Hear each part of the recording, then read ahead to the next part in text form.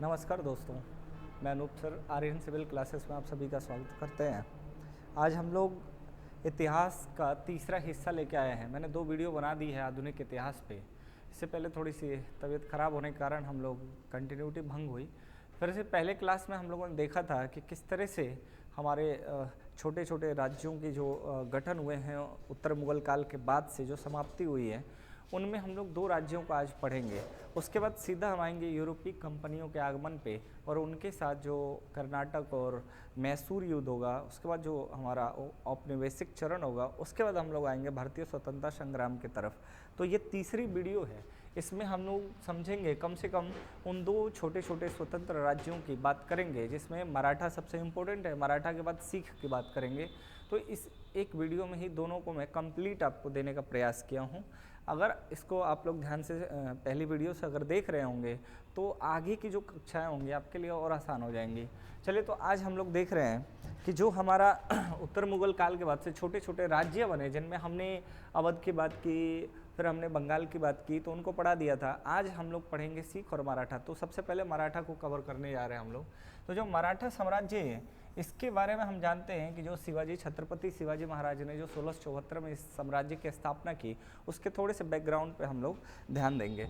जो शिवाजी, छत्रपति शिवाजी महाराज थे, उनके पिता का नाम था शाहजी, यानी कि ये भोसले टाइटल था इनका, शाहजी भोसले आप कह सकते हैं। जो बहमनी राज्य था उसकी सेवा में ये थे और मराठा की जागीर मिली थी इनको, यानी जमींदारी मिली थी। यानी बहमनी राज्य के अंतर्गत इनको जमींदारी मिली थी। ये स्वतंत्र राजा नहीं थे। इनको फिर पूना की जागीर मिली। उसके बाद ये मुगलों के तरफ भी और अहमदनगर दोनों के तरफ इनके संबंध अच्छे थे, यानी इन दोनों के तरफ इनका रुझान रहता था, मुगलों के साथ भी और अहमदनगर के साथ भी। उसके बाद जब इनको कर्नाटक की जमींदारी मिली, तो इनका जो लड़का हुआ शिवाजी, तो शिवाजी की जो माता का नाम था वो था जीजाबाई। तो याद रखिएगा, जो जीजाबाई थी, शिवाजी ने इनको परित्यक्त कर दिया था, यानी इनकी छोड़ी हुई पत्नी थी। तो जब ये कर्नाटक की जमींदारी के लिए कर्नाटक जाते हैं, तो इतनी ईमानदारी थी कि शिवाजी की माँ को इन्होंने जो पूना की जागीर थी वो दे दी थी। यानी इनकी माता जीजाबाई को शाह जी की जो प्रत्यक्ष पत्नी थी, इनको पूना की जागीर मिल गई। यानी कि हम समझ सकते हैं कि जो शिवाजी हैं, शिवाजी को पूना की जागीर मिल जाती है, यानी उनको माँ को, जीजाबाई को दे देते हैं शाहजी। शाहजी जब कर्नाटक की जमींदारी की तरफ जाते हैं तो पूना की जागीरदारी जो है ये मिल जाती है हमारे शिवाजी को। तो हम देखेंगे कि जो शिवाजी का राज्याभिषेक हुआ 1774 में। अभी हम लोग शिवाजी के बारे में आगे पढ़ेंगे, बस यहाँ थोड़ी सी जानकारी ले रहे हैं हम लोग बैकग्राउंड के बारे में। जो मराठा साम्राज्य की स्थापना होगी वो 1774 में होगी। इनके माता का नाम जीजाबाई, तो बड़ा इंपॉर्टेंट है, पूछा जाता है कई बार, शिवाजी के माता का नाम क्या था? जीजाबाई। उसके बाद इनकी मृत्यु हो जाएगी 1680 में। तो शिवाजी के बाद से शंभू जी महाराज होंगे। औरंगजेब इनको मार डाला था। शंभू जी को जब औरंगजेब मार डाला तो याद है आप लोगों को कि मैं बताया था कि जो मराठा थे वो गोरिल्ला युद्ध करते थे, यानी कि छुप छुप के मारते थे। दक्कन के तरफ औरंगजेब को उतनी ज़्यादा नॉलेज नहीं थी। ये तो पूरा परेशान किया ही शिवाजी को। उसके बाद से जो शंभू जी को मार के वापस जा रहा था, इसकी सबसे बड़ी भूल थी, तभी इसकी मृत्यु हो गई थी औरंगजेब की। जैसे जैसे उत्तर चलता गया, दक्षिण में सारे राज्य टूटते गए, यानी स्वतंत्र राज्य बनते गए, जिसमें हम उत्तर मुगल काल के बाद की पिछले क्लास है उसमें बात किए हैं हम लोग। उसके बाद थे शाहू जी छत्रपति। तो शाहू जी छत्रपति औरंगजेब ने ही इनको कैद रखा था। जब औरंगजेब की मृत्यु हो जाती है तो शाहू जी छत्रपति रिहा हो जाते हैं। उसके बाद करीब 13 तक इनका शासन है। उसके बाद बालाजी विश्वनाथ है, फिर बालाजी बाजीराव है और बाजीराव द्वितीय है। और बाजीराव द्वितीय के बाद नाना साहब का थोड़ा सा बात आती है 1857 के क्रांति के समय। तो ये जो मराठा परिसंघ था, यानी कि जो हमारे आप देखेंगे कि बालाजी बाजीराव है, इन्होंने ही मराठा परिसंघ की स्थापना की। लास्ट में हम बताएंगे आप लोगों को ये इस मराठा साम्राज्य के अंत में कि किस तरह से इसमें छोटे छोटे कई सारे अधिकारी हो जाएंगे जो अलग अलग क्षेत्रों में टैक्स टैक्स वसूलने लगेंगे और मराठा साम्राज्य का जो एक केंद्र है, जो ध्रुव है, वो अलग हो जाएगा। किस तरह से टूट जाएगा उसको हम लोग देखेंगे। यानी 1857 तक मराठाओं का छोटा छोटा जो एक प्रांत के रूप में या छोटी सी जागीर के रूप में इनके पास था। नानाजी के बाद से जो हमारे 1857 की क्रांति में कानपुर से नेतृत्व करेंगे, वहाँ से मराठाओं का पूरी तरह से खात्मा हो गया। आगे हम लोग थोड़ा सा देखें तो शिवाजी पे बात करेंगे। तो शिवाजी के बारे में हम लोग देख लें कि एग्जाम के पॉइंट ऑफ व्यू से क्या क्या फैक्ट आपके लिए इंपॉर्टेंट होता है। तो छत्रपति शिवाजी महाराज के बारे में देखें तो 1627 में इनका जन्म हुआ और 1680 में इनकी मृत्यु हो गई थी। यानी कि शिवाजी का जो जन्म हुआ है वो 1627 में और इनकी मृत्यु हो जाती है 1680 में। यानी कि जो प्रारंभिक इनके सैन्य अभियान है उसके बारे में कुछ हम लोग देखें तो पहला अभियान इनका बीजापुर है, आदिल शाह के विरुद्ध। फिर तोरण किला इन्होंने 1646 में जीता। ये सवाल आपसे पूछा जाता है कि शिवाजी ने पहली बार कौन से किले पे विजय प्राप्त की थी, तो तोरण का किला था 1646 में। उसके बाद देखेंगे 1654 में जो है पुरंदर का किला जीते। फिर अफजल खां का जो षड्यंत्र है, यानी औरंगजेब ने अफजल खां को भेजा था शिवाजी को मारने के लिए 1659 में। एक और बात आप ध्यान रखेंगे, इससे पहले यानी 1657 से 1659-60 तक करीब अपने भाइयों के साथ ही औरंगजेब उत्तर भारत की तरफ उलझा रहेगा। तो जब औरंगजेब उत्तर भारत की तरफ उलझा है तब तक आप देख रहे हैं इसके पीछे जो हमारा शिवाजी है कई सारे किलों को, कई सारे राज्यों को जीत करके और मराठा साम्राज्य को समृद्ध बना लिए हैं। आगे देखेंगे कि यहाँ से जब अफजल खां षड्यंत्र रचता है, यानी कि जब इससे मिलने के लिए जाते हैं और हमारे शिवाजी, तो वो इनको धोखे से मारने का प्रयास करता है। जहाँ ये बच जाते हैं फिर इनकी सेनाएं जो छुपी रहती हैं फिर उनके ऊपर आक्रमण कर देता है। अफजल खां को यहीं पे वो मार देते हैं। यानी कि इसके बाद देखेंगे शाइस्ता खां का भी आक्रमण होगा 1663 में, जो औरंगजेब का मामा थे। इनसे भी शिवाजी नहीं हारते हैं। फिर सूरत की लूट 1664 की बहुत बड़ी घटना है जिनसे मुगलों को आघात होता है कि बहुत ज़्यादा शिवाजी ने सूरत में लूट की थी। फिर उसके बाद पुरंदर की संधि हुई 1665 में कछवाहा राजा जयसिंह के साथ। याद रखिएगा ये भी पूछा जाता है, पुरंदर की संधि शिवाजी की किस राजा के साथ हुआ? कछवाहा राजा जयसिंह के साथ हुआ और शिवाजी को 35 में से 23 किले देने पड़े थे। ठीक है, उसके बाद देखेंगे 1666 में फिर से औरंगजेब इनको बंदी बना लेता है।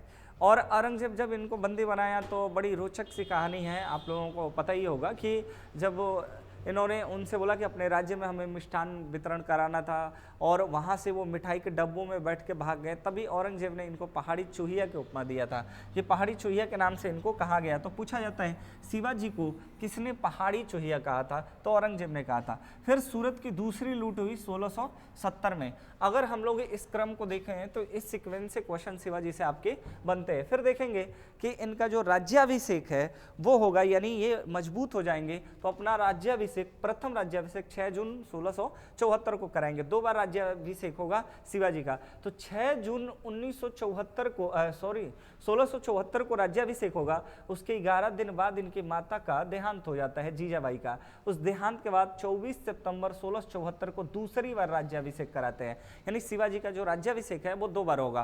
पहली बार जो है उसकी डेट क्या है, तो पहली बार 6 जून को हो रहा है 1674 में, दूसरी 24 सितंबर को 1674 में हो रहा है।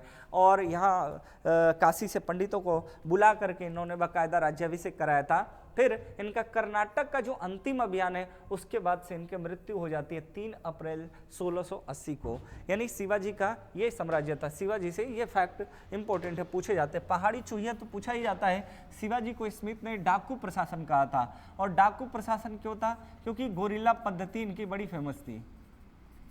तो ये गोरिल्ला पद्धति के कारण छुप छुप के वार करते थे, इसलिए स्मिथ ने डाकू प्रशासन कहा है। फिर इनकी सैन्य व्यवस्थाएं इतनी तगड़ी थी कि इनको फादर ऑफ इंडियन नेवी भी कहा जाता है। इनके प्रशासन को देखते हुए उपमा दी गई है। आगे अगर हम लोग देखें थोड़ा सा तो इनके टैक्सों के बारे में बात करें तो 2 प्रकार के कर यहाँ पे दिए जाते थे, सरदेशमुखी कर और चौथ कर। यानी कि कर जो है ये 33% से 40% तक था यहाँ का टैक्स शिवाजी के समय का या मराठा साम्राज्य का। तो आप देखेंगे कि जो सरदेशमुखी कर है ना 1/10 लिया जाता था। ये क्या था? अपने राज्य के लोगों से लिया जाता था। जो चौथ कर था ये 1/4 लिया जाता था और अपने राज्य से बाहर के जो क्षेत्र थे उन पे आक्रमण न करें या आक्रमण हम नहीं करेंगे, इसके लिए वो छोटे छोटे राज्य इनको टैक्स देते थे।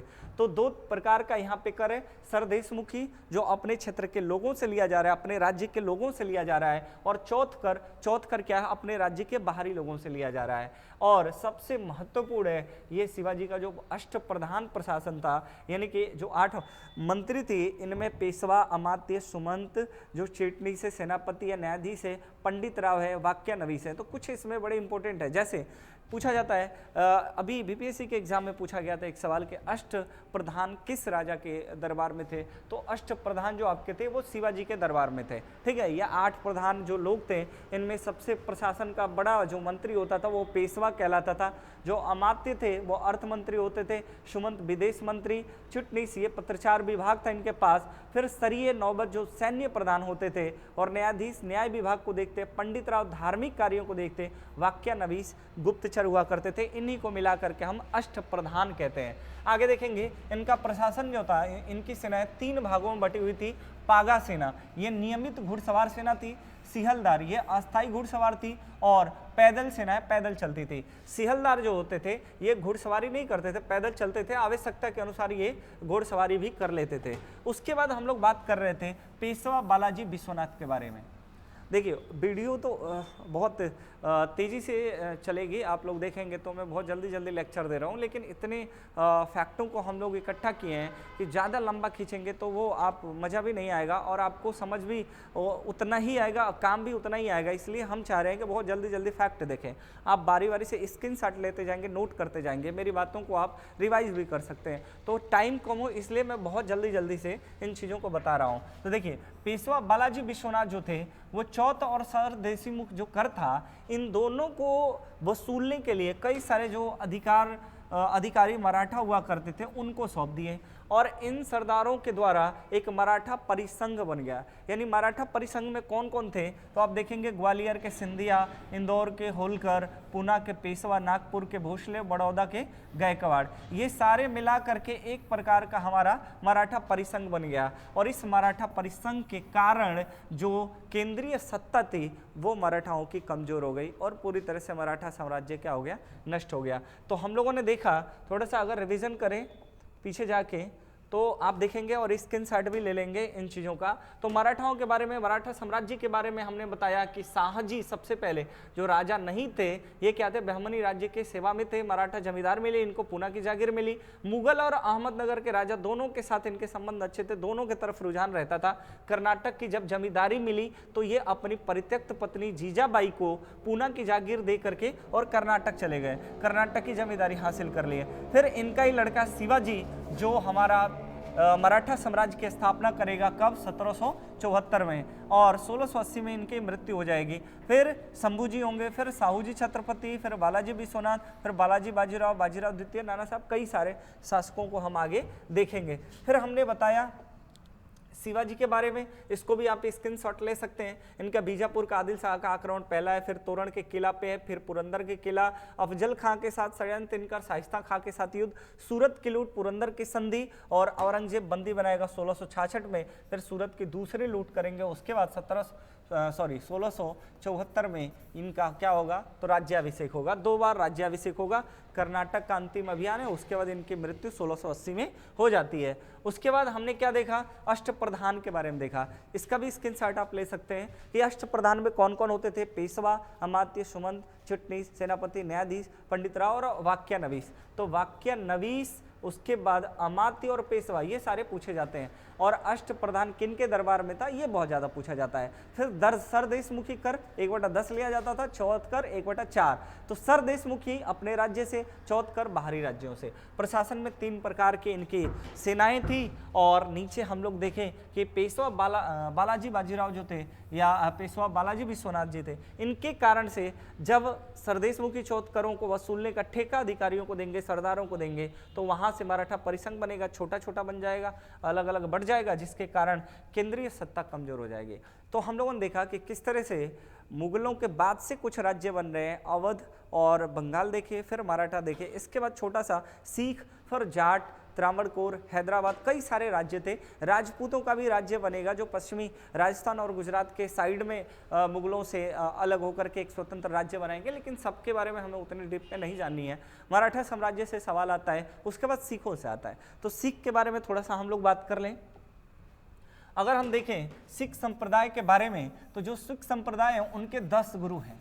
ठीक है। सिख संप्रदाय की जो स्थापना की है वो गुरु नानक देव ने किया था। तो जो गुरु नानक देव हैं इनका जो जन्म हुआ था ननकाना साहिब में हुआ, तलवंडी जो अभी वर्तमान पाकिस्तान में है, और इनकी मृत्यु करतारपुर में हुई। तो गुरु नानक देव से ये सवाल बड़ा बनता है, और ये कैसे, किस उपासक या किस के उपासक थे या कैसे धर्म की स्थापना किए थे। तो याद रखिएगा ये ज़्यादा कबीर से प्रेरित थे, यानी कबीर भी निर्गुण भक्ति धारा के ही कवि थे।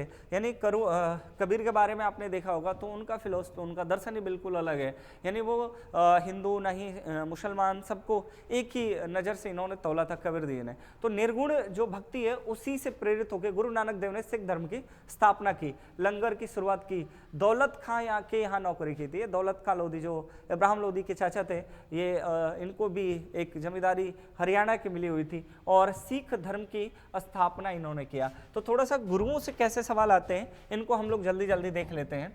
तो पहले हैं गुरु नानक देव, ये संस्थापक माने जाते हैं, और इन्होंने लंगर की शुरुआत भी कराई। फिर गुरु अंगद, अंगद जी जो गुरुमुखी लिपि है, यानी गुरुमुखी लिपि से पूछा जाता है, जो पंजाबी भाषा है वो इसी लिपि में लिखी जाती है, तो उसकी स्थापना किसने किया था? तो गुरु अंगद जी ने किया था।